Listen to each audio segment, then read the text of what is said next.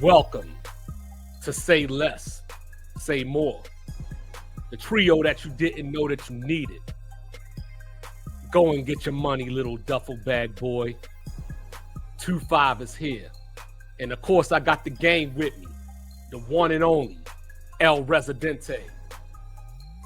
And then, of course, well, I guess I got 8 of them because he'd have got more than one name, but he's DJ Radical Jack. Come on, man. You already know what it is, man. It's Philly Jack, Jackie Reigns, Jack Uso, you know what I'm saying? Ringo Mandingo, whatever you want to call him, man. Ridiculousness, man.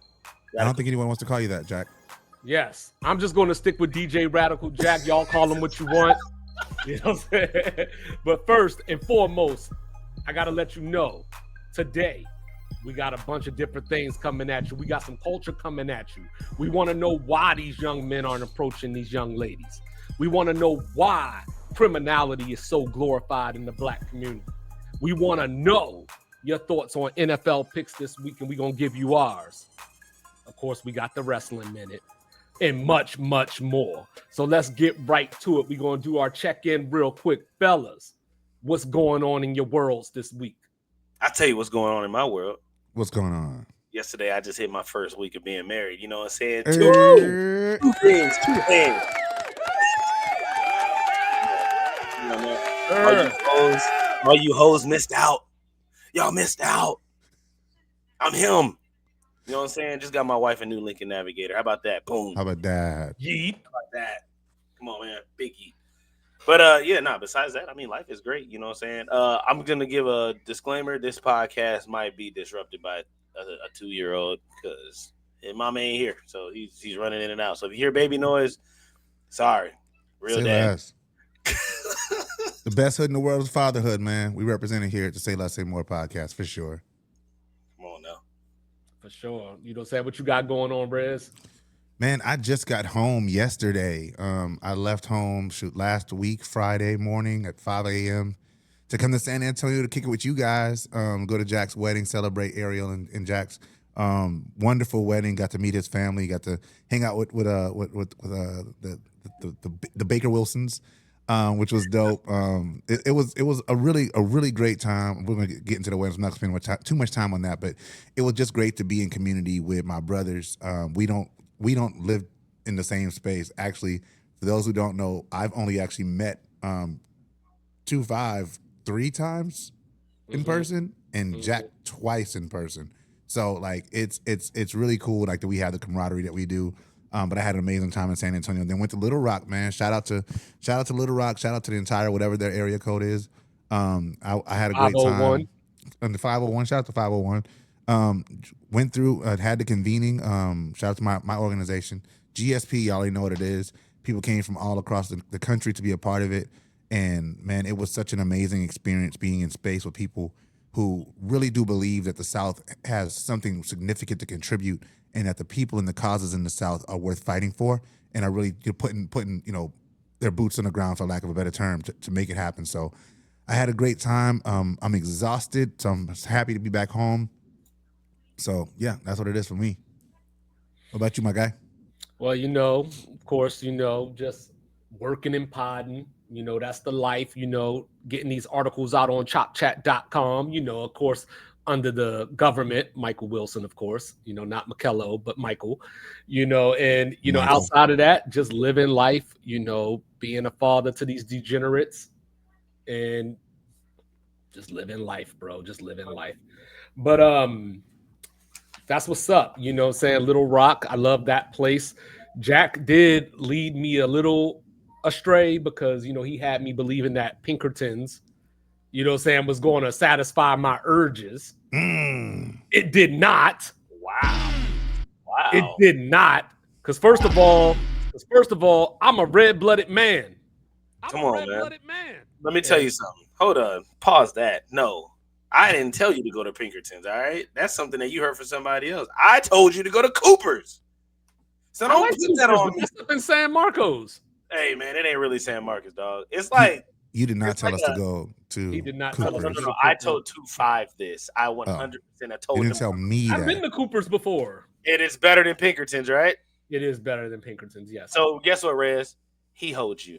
Not I Jack. did not. Now I got to come back to San Brilliant Antonio surprise. again to go to this Cooper's place. I Yeah, feel like San this is a Marcos. ruse to get me to keep coming back to San Antonio. That's what I feel like this was going But on. next time he comes, we're gonna be like, nah, you should have went to. Nah, you supposed to go to the place over here. You got to come back again. All right. Well, look. All food aside, I liked Pinkertons, by the way. no, I liked it. It just wasn't like it wasn't must have or whatever. Yeah, no. Like it's not a place I gotta go back to. That beef rib, I'd go back for that I'll beef tell rib. you what. Next time, I'll make the brisket. There you have it. There Y'all you heard go. it here first. How about that? Y'all heard it here first. You know what I'm saying? Jack with the rack. But anyway. What? wait. What? As Ah! so all food aside, I got a question. What you got? Why is criminality so glorified in the black community? Why are these deviants proud to be deviants? Who wants to hit that first? So I mean, I want to establish that this question is an extreme overgeneralization. And so just in terms of when we talk about crime, right? Criminality in the black community. Now, is there criminality in the black community? Absolutely, right? Do I think that the goal of black existence in America is criminality? That's a big negative. So I'm in engaging this conversation about criminality in the black community. I would like to start it with the disclaimer that at no point are we stating that all black people are criminal or that it is a goal of the overarching black community, but that there are sects of the black community that does aspire to being perceived as criminal or having an element of criminality. Fair enough? The thoughts of Ray Jean Lewis does not represent the rules of Jackie Raines. There we go. Let's go. Okay, so I'll come behind that. Okay, you know what I'm saying? And what I will say is, as a black man, I don't care about everybody else the way I care about my community. Okay. So when I speak about us, I'm doing it because I care, not because it's a bigger deal. It's not like we're more criminals than white people or nothing like that, but we're black. So I'm not going to speak on another race. For sure. That doesn't represent me. For sure. Okay, fair enough. You know, well, I think for me, you know, of course, the biggest thing is, you know, I'm a little older nowadays. So, you know, sometimes I don't listen to rap music with the same fervor that I used to listen to it with. You know, there's people that I check for nostalgic reasons that I grew up on. But sometimes, you know, as an older dude, as a parent, all that kind of stuff, I'll be that guy. I'll be the prude, if you will. It does get a little sickening at times listening to song after song about I'ma shoot you. Yeah. You know what I'm saying? Like, come get this crack. Because I know that we are more than that. But even more so than that, it pisses me off because we're not even in control of the music anyway. Mm-hmm. You know what I mean? So it's other people using influence and money to tell these stories that don't relate to the majority of us, but is seen as the majority of us. For So sure. I'll leave it there. Yep, love that. I will say that personally, I just hate that it's glorified, man. I mean, short and sweet to the point. We glorify that lifestyle. We glorify being hard. We glorify not snitching. We glorify, you know, keeping that street code. We glorify, you know, having sex with more than one woman at a time. We glorify it's a bunch of stuff. It's not just the criminal stuff. We glorify a bunch of shit that's just bad in general. You know what I'm saying? We glorify smoking weed. That's not really criminal at this day and age. You know what I'm saying? You can go to plenty of stores that are reputable and get weed. But at the end of the day, it's not something that we should just be proud of. You know what I mean? Like, don't get me wrong, people partake, you know what I'm saying? And I'm not sitting here saying that if you smoke weed, you're a bad person, but it shouldn't just be this thing where like, yo, I was about to say, you lame as hell. Like, if people don't do drugs and don't smoke, like, they're not lame. That's just their lifestyle. Just like if somebody doesn't eat pork, it doesn't mean that there's some weird Muslim. Sometimes they just don't want to put shitty meat in their body. Pause. Yeah, try that in a small town. Yeah, so I think there's absolutely truth to what y'all are saying. Like, I'm not disagreeing with anything that you're saying. I just think that there was a shift at some point in history, right? So let's think about it from just going back, right? So black people in this country have had a really, you know, interesting existence, for lack of a better term, right now. In the fact that, you know, our initial entry into the United States of America was as enslaved people for the most part. Of course, there are black people that did come over here, as freed people, or came here and got their freedom. But our initial introduction to the United States of America was as, enslaved people. And so we came here and we're already in a criminalized state, because when you just the simple act of trying to get free from the enslavement that was put upon us, that we did not choose for ourselves, was a crime. Running away from slavery, from a plantation, was a crime. And then after Bacon's Rebellion, then became, they had issued what was called the Black Codes, which essentially just made being black a crime. And then after that, we had the Jim Crow South, right? In the Jim Crow South, things were named criminal that, if you go, I remember I went to the Martin Luther King Museum in Atlanta, Georgia, and they actually had a wall. It's a glass wall, and it just has a listing of the black codes in the Jim Crow laws in the South. And you'd see things like walking on a sidewalk at the same time, on the same sidewalk as a white person, and refusing to get off the street so that they can walk past. Another one was riding. If a white person was to offer you a ride, which they weren't supposed to, but if they offered you a ride, you could not ride in the same sidecar. So you could not ride in the car. If they had a truck area, like a flatbed, you could sit on the flatbed, but you could not sit in the car. That was a crime. So I said that to say that it was established that black people would be over legislative when it came to the criminal laws, like just in the history of our country, right? So that was a way of life for black people in this country. We're just talking about the black existence right now. But something happened in like the early 80s when hip hop came around, and it went from this criminology being sort of forced upon us to being something that we became proud of. Which we look at we look from the 80s to the 90s, where we had people who were saying, "Well, I'm selling drugs." Well, it went from I'm veering, but I'm making a point here. It went from a point of rappers were talking about there are drugs being sold in our community, right? You think about broken glass everywhere. It's in the message, Grandmaster Flash. It's in that the first rap songs. You hear them talking about the criminality, and then the 80s it became, the crack epidemic's going on. We got to do something. And of course, a lot of these rap artists were also, indulging in those practices as well. But they were rapping about what they were seeing. In the 90s, drug dealer rap became the thing, right? So then it became, all right, well, we are the drug dealers. We are doing the crimes. And then the goal then became crime. That's when the pendulum started to swing, and the goalpost started to move to where it became crime is happening to us to now we are the criminals.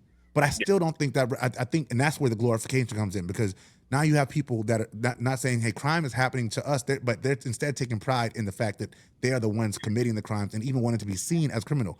In fact, I'll even go as far as to say, as soon as you get into an issue with a lot of black people, people of color, the first thing we sort of divert to is telling you how hard we are, how tough we are, how street we are. Oh, I'm from West Side. You don't know where I'm from. Like even the most educated people resort to, well, you don't know where I'm from. You can get these hands and because that's again something that we've been taught. Don't call me no sucker. Right. It's stuff that and going to that flipping in that Marc Lamont Hill conversation. But there's something we divert to. Do I think that's criminality? Yes. But do I think that's rooted in a place that we understand where it comes from? No. So that's why I sort of wanted to walk that little historical path. Sorry for the rant. No, for sure. I like that. Go ahead, Tufa. No, like for sure. And I think it's just a overall, it's still that way. A lot of us are still talking about the things that we see.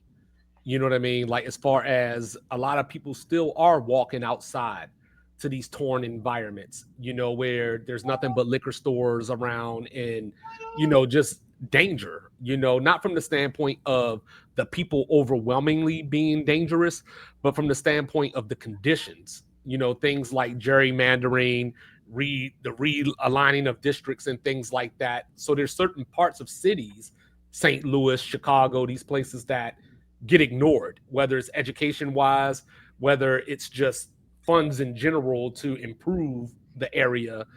These places are downtrodden, and it just so happens that when you look around, the complexion of those areas are a certain thing. Yeah. So by design, those cities exist in the lens that they do, and the people are fighting to overcome that. But when you introduce that lack of education, you're going to introduce poverty. Yeah. Once you introduce poverty, you're going to introduce crime because people are just trying to survive. Yeah, correct. And every criminal is not created equal. Yeah, and just like you said, the whole redlining thing, if you look historically, you look at cities and you look at inner cities, they're killing us just from where they put us. You know what I mean? Because if you look industrial wise, they put us in the middle of the smog. They put us in the middle where all the trains and everything go. So you naturally have a shitty environment anyway. So it's always been meant to kill you. That's why the suburbs was always looked at as, oh yeah, you live out in the suburbs. It's a beautiful place. It's outside the city limits. You don't have the smog and all that kind of nonsense that's constantly killing you and putting all these chemicals in your body because the factories are down the street. It's just little simple things that you look at. But as far as the whole pursuance of negativity, I think that oh my god, he turned on my Xbox. Hold on, he's trying to buy stuff. There we go. That was crazy. But as far as the criminal stuff, man, I just it sucks because you don't know what you don't know. And when it comes to like you said, oh yeah, I'm from here, I'm hard, and I don't want nobody thinking I'm a hoe. I ain't no sucker, I ain't no bitch. That kind of thing. At the end of the day, it's not even important because words shouldn't affect you to a point where you feel like I need to prove that I'm this, this, and this because you said these words to me. We should all just grow up as men and be like, you know what? That ain't got nothing to do with me. I'm walking off. Yeah. And we don't because culture, quote unquote, is telling you like not always stand up for what is on your back. Put it on your jacket because you don't want nobody to hold you. You don't want nobody to be able to say, yeah, I bitched that dude over there. He know better than to talk to me like that. He knows. And it's just not a thing that we should deal with. You know what I mean? It doesn't matter. Now that is the part of the race thing where you can look at white people and be like, they typically don't react like that versus us. You know what I'm saying? The white dude. Well, they actually do though. But that's the thing. That I think when we say that, we do ourselves a disservice because they do. Like we see it all the time.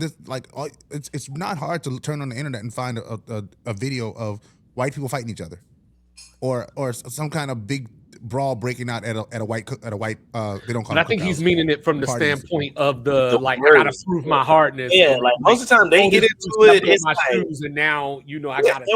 And honestly, when you see white people getting into it, man, it's like they're usually drunk too. They're either that too, but yeah, they're either drunk or it's like something personal. You know what I mean? Like it's Jack and Jim, and they've had an issue with each other because this, and this happened. Versus, I can walk on the street right now, hit my shoulder into another dude, and it's like, well, nigga, what's up? And it's like, hey, bro, my bad. Nah, fuck that. You ain't gonna play with me. And it's like, yo.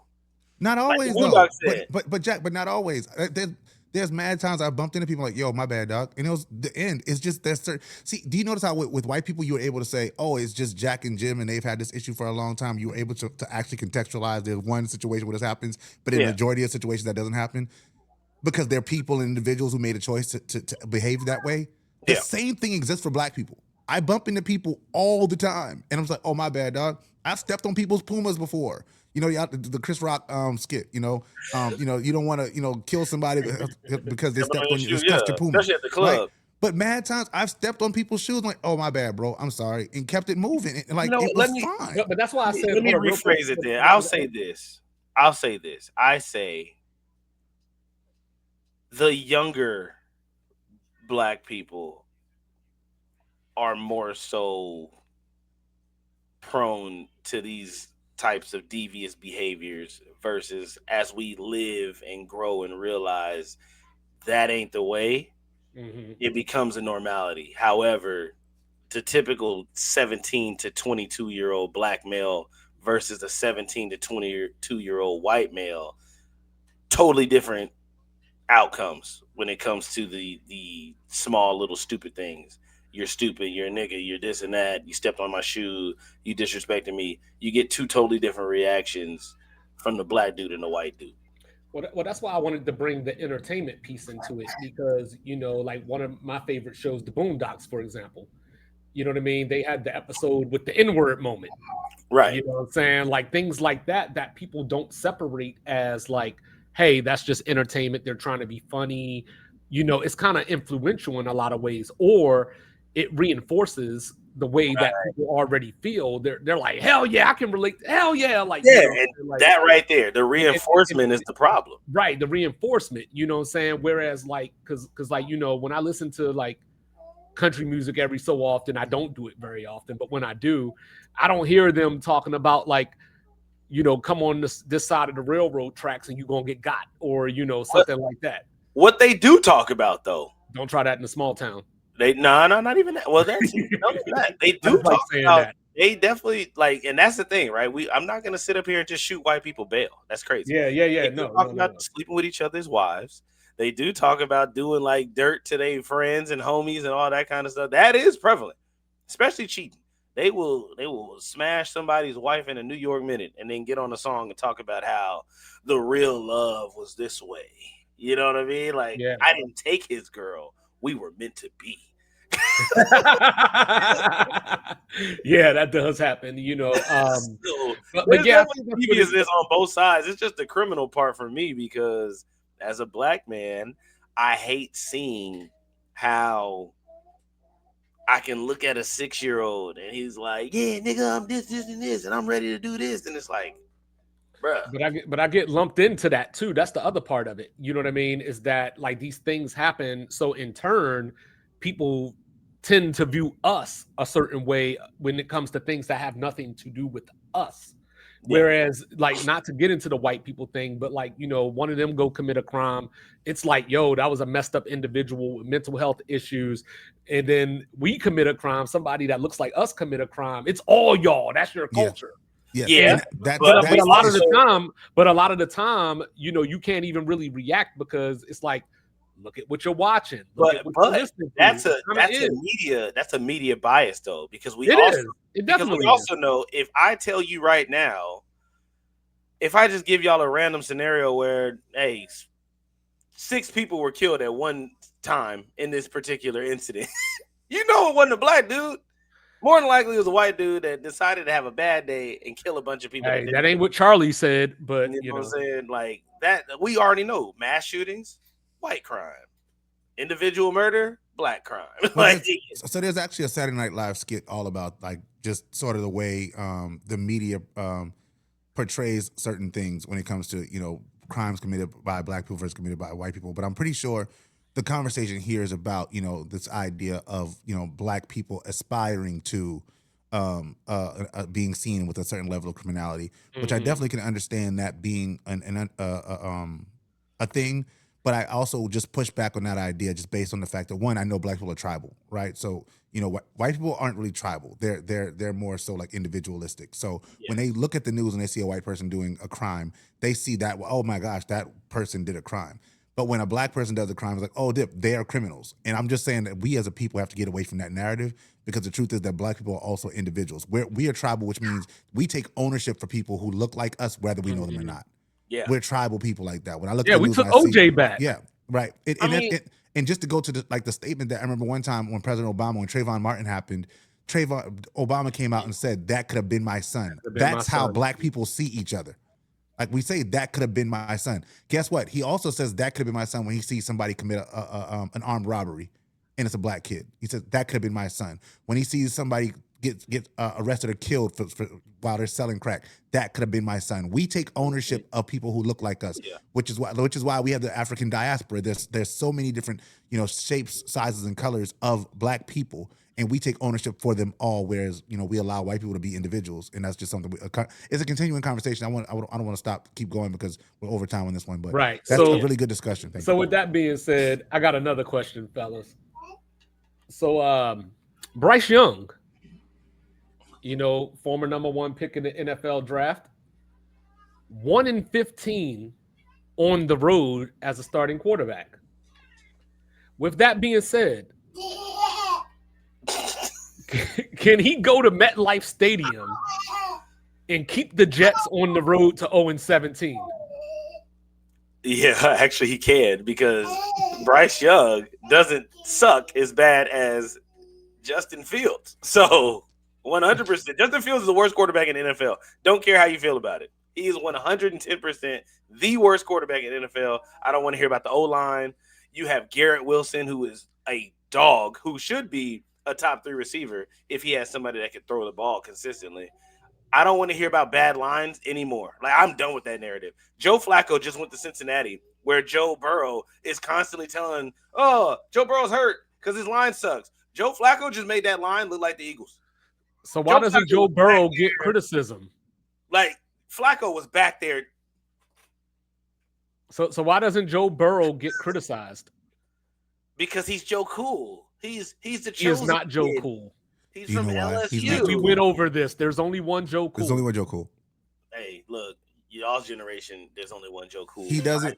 So I got 2 Joe Cools. In the So he history doesn't- of life, there is one Joe One Cool. of them won a Super Bowl, one didn't, but they both went. one won 4 Super Bowls. One won 4 Super Bowls and didn't lose any Super Bowls. Oh, you talking about Montana? See, One won 4 Super Bowls. oh, Broadway Joe. That's who I was thinking. Yeah, about. one won No, 4 not Super him. Bowls without throwing an interception in any of them. All right, San Fran, let's calm down. All right, sorry. I Let's just want to calm make sure we're very clear about what we're talking about here. here. No, but seriously, Joe Burrow doesn't get criticism because of what I've been talking about forever, not only here on this podcast, but every podcast I've been on.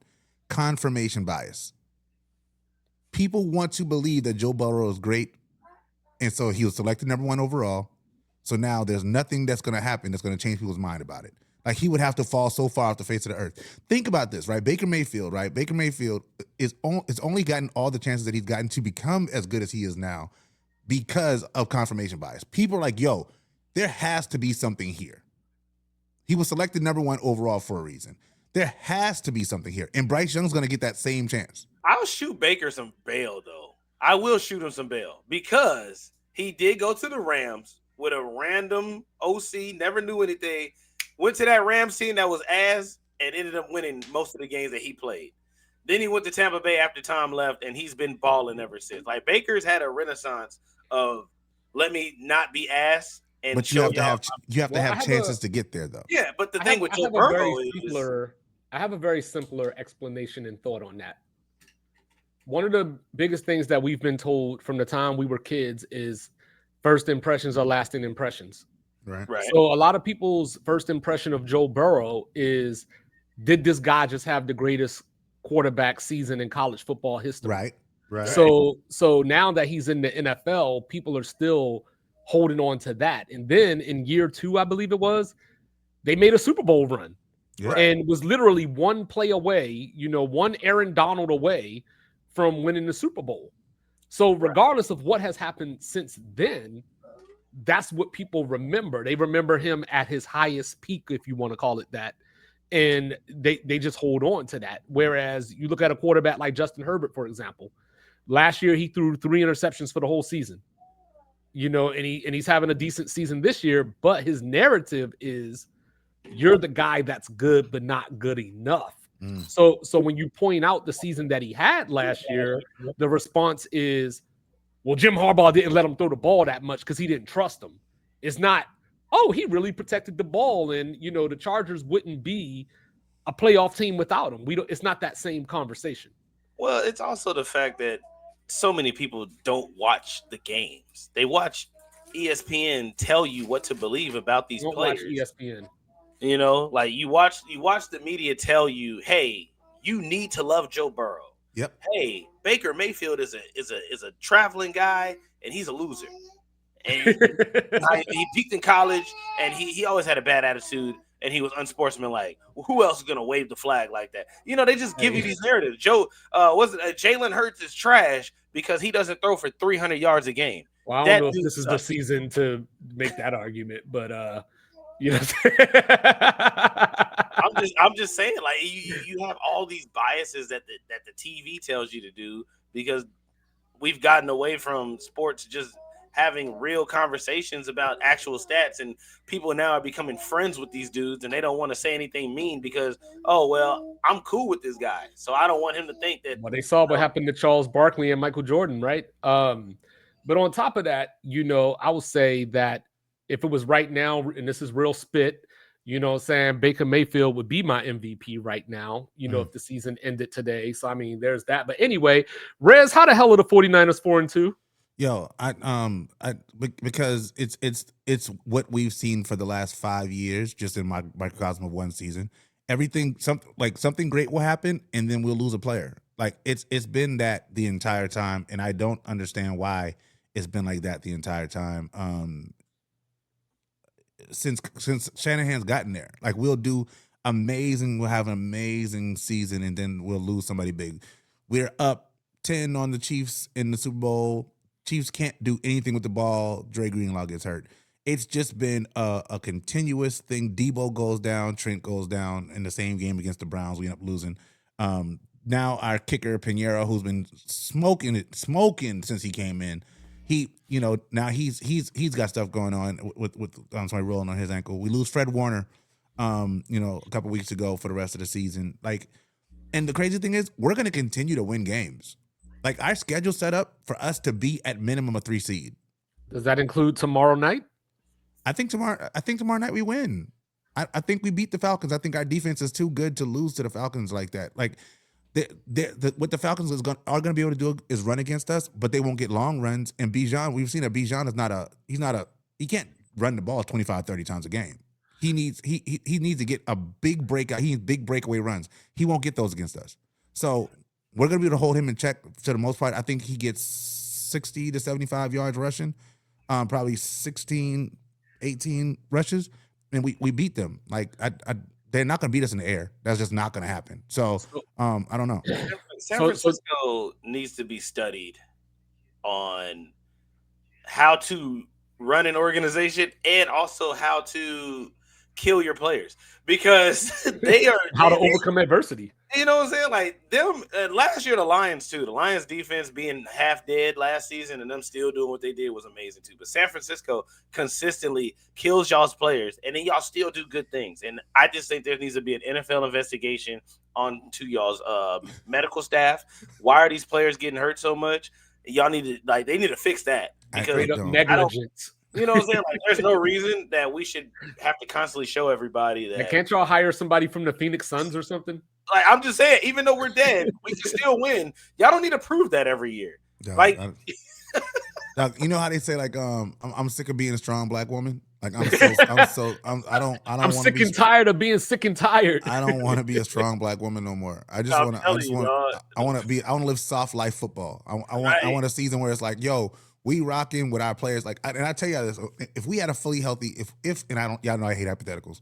If we had a fully healthy Niners team, dog, we would be undefeated right now, like running towards Super Bowl. And you know what else? The media would also still be telling y'all how mediocre we are. Oh, for sure. Why the mediocre is like really the media is like really weird to me. So is tomorrow the day that the Eagles look like the Eagles? Yes, I'll tell you why. We lost 2 games in a row. AJ Brown's been bitching silently, doing his little what's the best way to put this? Might be playing Carson Wentz tomorrow. He's just been doing his little nonchalant thing. I don't even want to, I don't want to get too deep into it. AJ Brown, you're pissing me off though, bro. I don't like the passive aggressive thing. If you're unhappy, say it. If you're happy, say it. Don't do this thing where I'm gonna tweet something and I want y'all to Drake it and just make whatever headline y'all can out of it. But him, Saquon, and Jalen had a big conversation after the L that we just took. I also think that we've lost 2 games. And it's been really close. We don't look like a team that just won the Super Bowl. Yes, we are 4-2. That's great. But the Vikings, I think they need to strap up, because I think we're about to unleash. Like, I think it's going to be one of those games like how Jalen did the Pittsburgh Steelers 2 years ago, where it was just touchdown. It's just like, dang, hey, he can throw. I think we're about to get one of them kind of treats. Also, I do think that if we don't turn it around and we lose 2 more games, please fire the OC. Please fire our OC. I mean, do that even if they win, but only score 17 points. You know what I'm saying? It just reminds me of who was the buddy that we had? Was it Brad Johnson? What was Brian Johnson? Brian. Go Utes. You don't know how to use your team. Like, get him out of here. So all right. So NBA season is starting this week coming up. Is there anything that you guys have on the radar this season? Is this Bron's last season? Please. Yes. So going back to we had a discussion about the decision number part 2. I don't think he should have done a decision thing to announce his retirement. But as a Bron fan, I've been thinking about the conversation. Dang, I'm doing this thing. I've been thinking about this question about my favorite player. My entire life, my favorite player was Allen Iverson. Right. I think LeBron might be my favorite basketball player now. Oh, I really do. Like, so, but he's still not my number one greatest basketball player of all time. He's not my GOAT. But he might be my favorite basketball player of all time, just because I look at the things like Bron has made me feel things. I think that's something, a big part of like sorry, I got you. What? Like he's like in terms of like fanhood, like he's made like his entire career. I've watched this guy since 2013. I can respect that. Going all the way back to 2001 when he started first showing up on ESPN games. Like I followed this guy's entire career, and he's made basketball interesting, and he's been the focal point of basketball since 2001. It's now 2025. For 24 years, he's been the central name of basketball.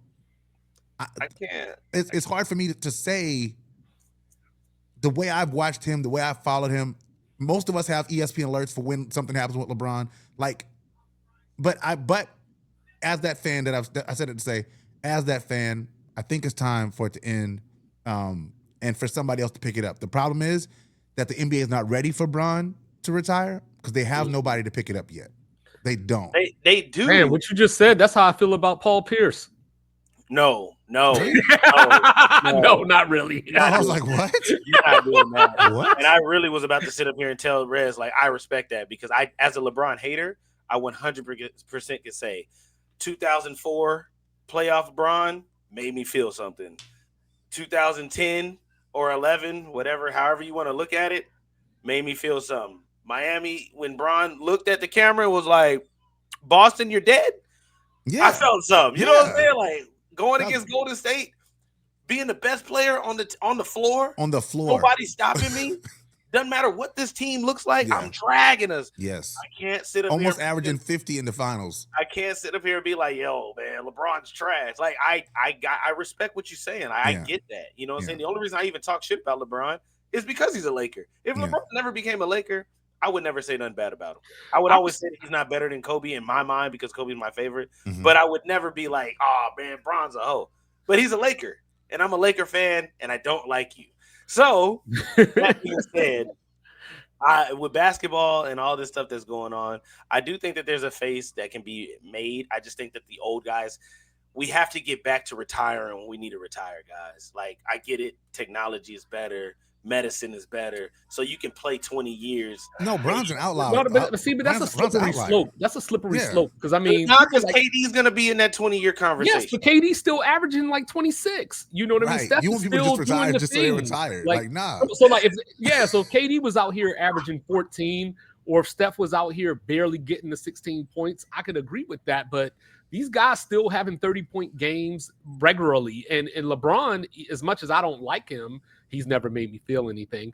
But as much as I don't like him, you know what I'm saying? Well, I mean, okay, you're right. He's made me feel rage. Yes, right. So but that's the point, though. Polarization is a thing. But it's more y'all than it is him. It's more y'all than. Nah, yeah, you too. What do I do? You can't say the fans that made you more upset than watching LeBron James be great. Like you talking about, we got alert set up for LeBron James. People do. Most people. Okay, so let's. This is a very easy question. Who do you think? If we're talking NBA players, let's say NBA players in the last 30 years since ESPN's had the ability to set alerts. Who do you think has the most alerts set in the NBA? LeBron. So what are you talking about? It's stupid. Anyway, I don't need. Let me ask you a question. We could just end our NBA segment after this. Why do you hate LeBron James? I don't hate LeBron James. I respect LeBron James immensely. You know, I hate LeBron fans. I hate LeBron fans. I hate LeBron bag and water carriers. Okay, let me interrupt you. Hold on. Okay, you hate LeBron fans, right? But you're just talking to us right now. I do hate ESPN, though. No, but you're just talking to us right now. You're talking to us right now. So it doesn't matter about the fans, right? So Jack's not a Bron fan at all. Jack's not a Bron fan. Touchdown SMU. You know what, Doug? And I'm a Bron fan, but I'm not a stan. Like, I'm not the dude that's trying to meet you at the barbershop to argue with you about LeBron. If you feel how you feel about LeBron, I've never even corrected you about your feelings about LeBron. I'm just like, No, I you feel how you respect feel. them. I But there are respect people, them. but those, I don't like anybody who's I don't like super fans of anything. I don't like super fans of the Niners. Nah, you're a super fan of the Niners. No, Riz. I don't know. I'm not. No, he's talking about the people in the sport. Oh, he's talking about. Oh, you mean they can't do wrongs? Okay, I feel you. I hate hyper fanhood of all kinds. The Like dudes that are like, yo, I think the Falcons are going to win tomorrow, and they're like, you don't know ball. Doug, I told y'all about the time I went to the only time I joined my Niners fan group to watch a game, and I decided I will never do that again. All right, because it becomes a quick. competition of who loves the people the most, and I'm not here for that. All right, just so we don't get stuck real quick. Did James Franklin deserve to be fired? That was a question for you, actually. I don't know. Real question. Okay. Who is James Franklin? Okay, so this is real quick. James Franklin was the head coach of Penn State. You know, the last 3 years, he's 34-8. He took over Penn State shortly after the Sandusky molestation. Okay. XYZ. So Bill O'Brien was in between. He got it started. James Franklin came and built upon it. You know, 6 double-digit season wins in 11 years. You know, Penn State has won the Big Ten 3 times since they joined the Big Ten in 91. He has one of those titles. But the problem is Ohio State and Michigan was in the way. Some teams just have your number. And we're talking about schools that recruit. Penn State doesn't recruit to the level that Ohio State does. So Ohio State, more than not, is going to be the better team. So if you're firing somebody just because they can't beat Ohio State, I would say you're wrong. You know what I mean? But on the other side of that coin, Penn State has lost to Maryland 3 times throughout their history. 2 of those to James Franklin.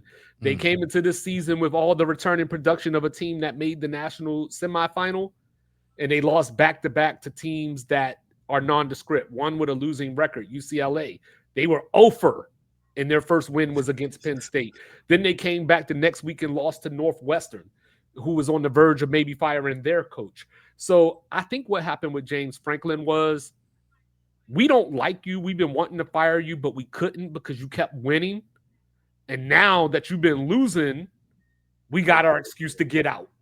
They just nitpicked until they finally got something off. Okay. Yeah, they had to finally get some dirt on him, if you will. Based off what you're saying, I would say no, he doesn't deserve to be fired. Also, I don't watch college sports, so you know my opinion on this doesn't matter. But, yeah, like this is a guy that won 9 games at Vanderbilt. So you know what I mean? So he can coach. He's been on NFL staffs as a wide receiver coach and things of that nature. So this ain't a guy that, oh, he was an alum and we hired him, or, you know, whatever the case may be. Like, he has credentials, and wherever he goes, he's going to be a winner. So for you, it's a no. He didn't deserve to be fired. I think that it was time for him to be fired. I don't think he deserved it, but I think it was the same way a couple years or 2 like years. Mike Tomlin. Like if they fired Mike Tomlin, or the way I talk about Sean McDermott. The way I talk about Sean McDermott. Okay. You know, where it's like, he's a great coach. Buffalo might not find a better coach, but you done had years and years upon years to find a way to devise to beat Kansas City, and you can't do it. We need somebody that needs to take us to that next level.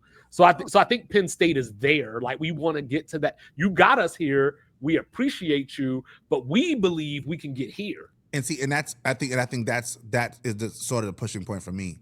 Because I think there was a time, like you think about Joe Paterno. Joe Paterno didn't win a championship every year. He didn't win one every decade. No. But Penn State had a clear understanding of who they are as an organization. It's like, yo, as long as we're in the discussion, we're cool being in the discussion. And college teams used to be much better, have a much better feeling like, yo, there's only a few slots available, you know, for especially when it was just, they're just going to pick a champion, like that just randomly, whoever the coaches poll and the AP poll says.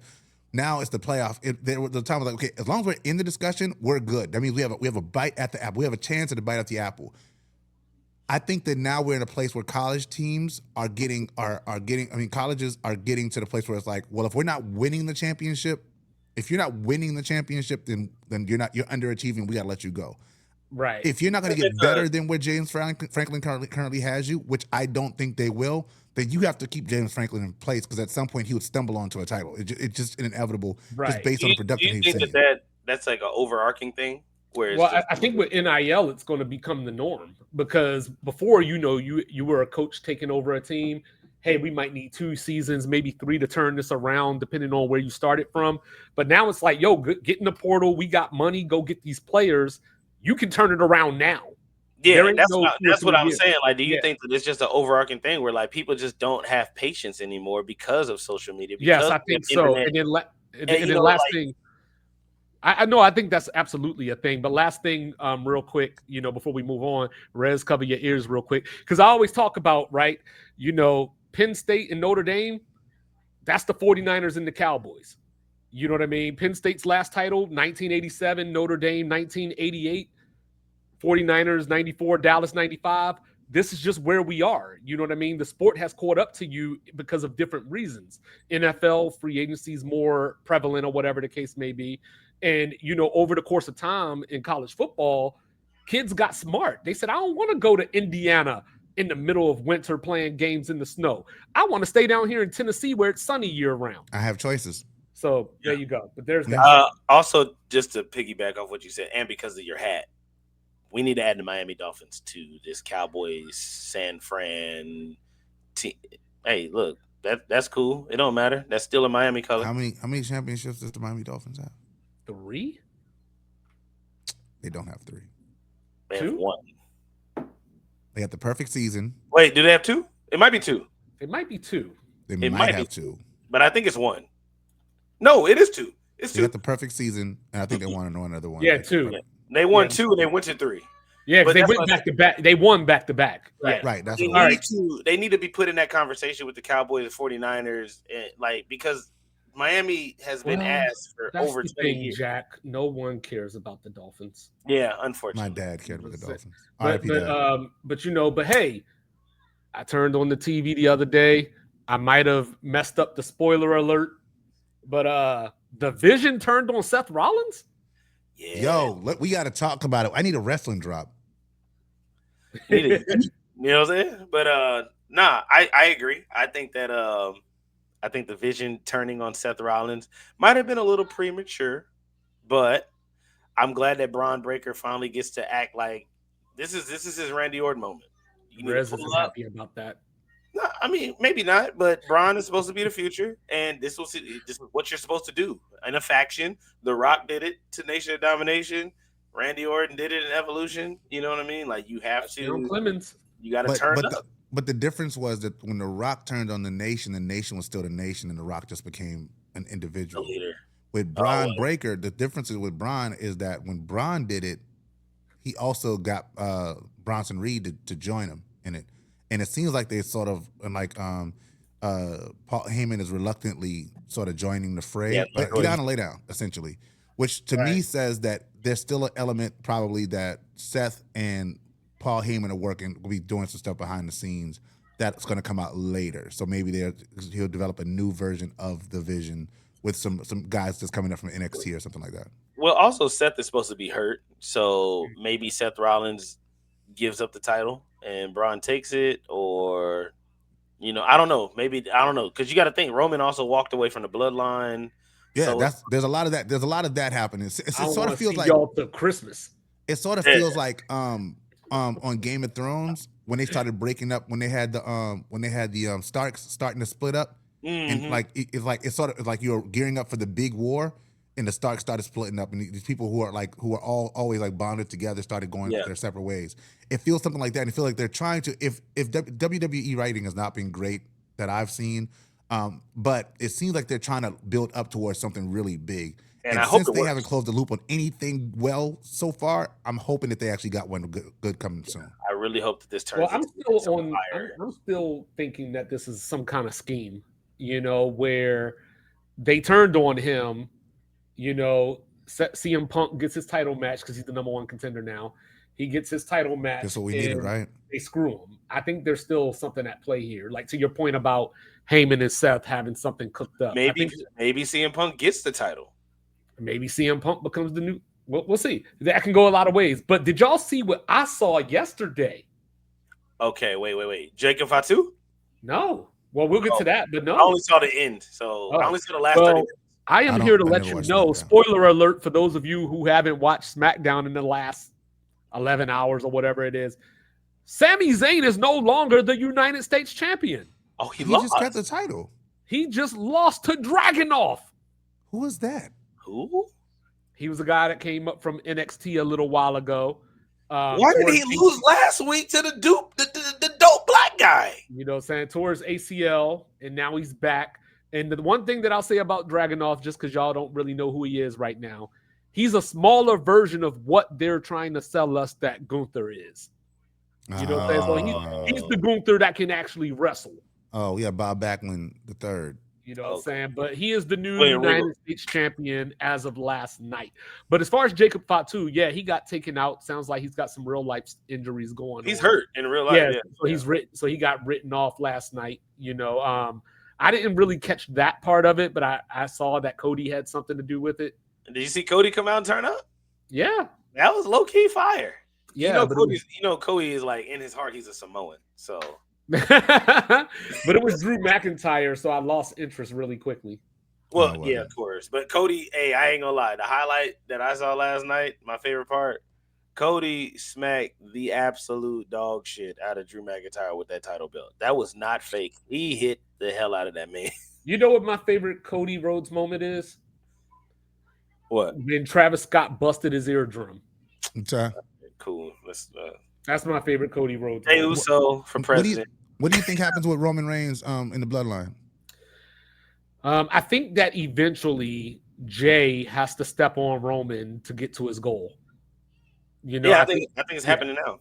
Yeah, like because like remember we were talking last time about how Jimmy was feeling left behind. You know, like, hey, I still want to be your brother, tag team, all that stuff. And Jay's like, no, I got bigger fish to fry. And he feels like Roman was influencing him. So I feel like Roman created a monster that he's not going to be able to stop. What if Jimmy is the big dog in the? No, Jimmy ain't the big dog. No, Jimmy about to go have a baby. He is about to have a baby. Yeah. He's probably about to get stomped out and written off. You know what I mean? For Jay to get to that, that's going to be the first step. Do Jay and Roman have a match? I think eventually. I think that maybe at the Royal Rumble, you know, or like we build out to that. And then like at Survivor Series, you know, maybe you have whoever against the Division or whatever's left of the Division. And then Jay just gets really hurt. Like Jay ends up having to hurt Jimmy. And then, you know, and then Rome's like, look, not like that. We're family or, you know, whatever. And then he beats up Roman. Yeah. Yeah. And then he takes out Roman finally. And hopefully he goes away for like 8 months this time. Crown Jewel, real quick. What did y'all think of Crown Jewel? It actually wasn't that bad. Yeah, I liked it. I know I've been down on a lot of the shows lately, but Crown Jewel wasn't that bad. You know, great matches. La Primera, you know, and Tiffany had a great match. You know, of course, EO. You know, like Big EO. EO's. I love EO's match. Yeah, I hope that EO and Rip and Rhea are a real tag team. I hope they like. I hope they make it work. Yeah, get them a tag team run, dog. Like, if you're not gonna give them the women's title, then just give them a tag team run. Me personally, I wish that they would take Charlotte and what's her name and put them on Raw so they can fight EO and Rhea, and that we can actually get like a dope match because SmackDown is ass. I wish they would give Charlotte a severance package. Oh, wow. You know what I'm saying? But that's just me, of course. Charlotte James. So in other actions and other things happening in life, you know, there's been this thing going around, and in one breath, I've been seeing women say, "These guys are creeps," and then in the other breath, women are saying, "How come these guys aren't talking to me?" It can't be both. Why aren't these men approaching them anymore? You want me to go? Whoever. Hey, where's yours? I take it. I'll tell you why. Because these young dudes no longer have the cojones to walk up on a girl. They are scared of rejection. They are scared of being told no. They are scared of being embarrassed. And they are scared of being called a creep. So on one end, I walk up on a girl, tell her, hey, lovely, blah, blah, blah. I'm him. You're her. What's up? Get out my face, loser. That hurts. They don't want to deal with that. Side note, hey, how you doing? Hey, I did not come here to be approached by men. You got that problem. Then you also got the dudes that just don't have the confidence. So they're like, oh, I seen her on Instagram. Oh, there she is over there. I'm going to DM her real quick and see if she checks her message. And then if she does, then I'll ask her, do you want a beer? And then when I get her a beer, I'll walk up to her and then introduce myself. So I just think that it's the culture that we have now is just the internet is slowly but surely taking over. You know what I'm saying? Young people don't even know how to talk to people anymore. They don't look people in the eye. They don't, you don't even get customs and courtesies anymore. You know what I Yeah, mean? You don't get a yeah, good morning. yeah. No, I think the last part of what you said is much more the problem than the first part of what you said. I think the fact that people, like the young people, especially the young people that are growing up now, they're really socialized through social media. Like the idea of walking up to somebody and saying, "Hey," like I think about the kids in my neighborhood, right? The kids in my neighborhood, like I remember when I was a kid, I moved into a neighborhood, and you would literally just walk around and see where the kids are. You walk up, "Hey, y'all playing? Can I play with y'all?" And then you become friends with those people. You know, you go to the mall. You and your friends go to the mall, and it'll be a competition. Hey, yo, who can get the most numbers? Who can talk to the most girls? Kind of thing, or having a school dance and having to approach a girl at a school dance. What we had is we were sort of forced to socialize. I made a video about this, sort of about this in a different way, just talking about responsibilities for kids. But now the way we see that reflected is now kids, young men specifically, are not willing to do that because of what you just said earlier, Jack. So one, there's the embarrassment aspect. When you don't have social skills, embarrassment can be seem probably as the worst thing that you possibly can go through, right? I walk up on this girl, hey, I'm confident. I walk up, hey, my name is da da da da, and she tries to play me, or she tries to embarrass me in front of my friends, or she could post it on social media. Oh my gosh, look at this guy here, he's such a loser, and now I'm embarrassed. These kids fear embarrassment more than they fear anything else. And I think that's why these young men are not approaching these young ladies, because they can't deal with the rejection. And rejection is something we're just pretty much used to. It's like if you're a salesperson, somebody telling you, no, I don't want to buy that, the box of chocolates that you've been selling, that gets you used to, like, people not telling you, telling you no. But these kids aren't used to being told no, and so they're terrified of it. 2-5. The views of 2-5. Oh, I got you, my guy. Hold on, I got The you. thoughts of Mike Wilson, aka 25, are not necessarily the views of Ray Jean Lewis or Radical Jack. We are All not right. the same. We are very different. Thank you. So let me preface this by saying that red-blooded man. I was just about to say that. Let me preface this by saying that women are intelligent. There's a lot of intelligent women in this Wow. world. Breaking news. You know, Great women- start. This is off to an amazing start. That was a wild preface. you know, they say that women mature ahead of us. All right, now on the other side of that, common sense just ain't common no more. I don't know if it ever was, but it's definitely not now. But as intelligent as women are, there is a lot of stupidity in the female community. You know what I'm saying? I'm sorry, the woman community, because I just learned on Threads that female is offensive. So Threads is problem number one. All right, so here's where the common sense comes in. Women say crazy things like, oh, I was at the supermarket. I wasn't trying to get approached. I was at the gym. I wasn't trying to get approached. I was at the store. Guess what? If that's the only place he sees you, he's going to make his move. And then if he doesn't, you're going to say, oh, these men are punks. Where are the men at? How come these men ain't talking to me? Because you just said you didn't want them to. Because he logged on to Threads, whatever it might have been, and he saw a DM that he sent you with you posting it, talking about, look at this creep, look at this loser, how this guy going to try to talk to me, why did he say that? So beyond embarrassment, you're putting names on my jacket that I can't escape. Once people decide I'm a creep, I'm a creep. Once people decide that I'm this, I'm that. So you can't have it both ways, but you want to. You think it's one way, but it's the other way. Now, with that being said, you have the absolute right to shop in peace, to go to the gym in peace. But don't call us creeps and animals and to get mad when we go on the attack for prey. You know what I'm saying? Wow. So when you're doing these things, and like I said, a lot of this boils down to I can only see you where I see you. So if I see you at the supermarket and then I don't see you for 8 months, you probably got a boyfriend by then that you didn't have at the moment that I saw you. Shit, the world is so small, I might not ever see you again. And then the late great Kobe Bryant put it on wax. You miss all the shots you don't take. So you're not allowing me to play the game to take the shot. Big facts. So that's where the stupidity comes in, because it's not like you're wearing something on your shirt or a tag that says, don't talk to me right now. So as a man, or you know what? I got one better for you. Y'all want to be equal? Y'all want to be independent? Y'all want to be this? Go for after what you want then. You want them to start. If you don't want him to come to you, put on your big girl draws and you go after him. If it's all about equality, that is. Okay. That was 2-5. That was something. His name is Mike Wilson. Michael Wilson. News of 2-5. I got you.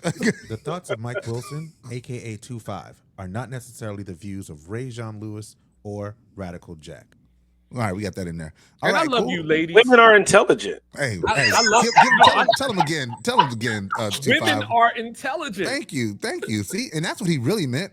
Is That's that all women he's are trying to tell intelligent? y'all. Y'all are intelligent. That's all he's saying. And y'all got to what figure I'm it trying out. to tell you is I'm disappointed in you because you're intelligent, so stop being stupid. Yeah. That's what I'm telling you. That's gonna be a great clip. You know what I'm saying? But anyway, off of that, talking about all this animosity and rage and all this and all that. What in the world happened on the Joe Budden podcast with Marc Lamont Hill and Joe Budden Queensflip? podcast? What happened? Kind of like what happened when we was talking about earlier. How he had to prove that you hard. The nerd got mad, fell back into a corner. He was like, "Don't call me a sucker. I'm from Philly. You know what I'm saying? And I'll show you what these Philly hands is like." So the whole episode leading up to that moment, he sort of was like picking at Flip the whole time. Like he really was. If you go back and listen, like I watched the episode from the beginning. I was like, he is really getting his Flip. I want to tell you things off. Like, was he calling him stupid or what? Because I don't have in various different ways. He was calling him stupid. He was calling him stupid and fat, like the entire episode, just in different ways. He was drunk. That's what it was. He was drunk. And then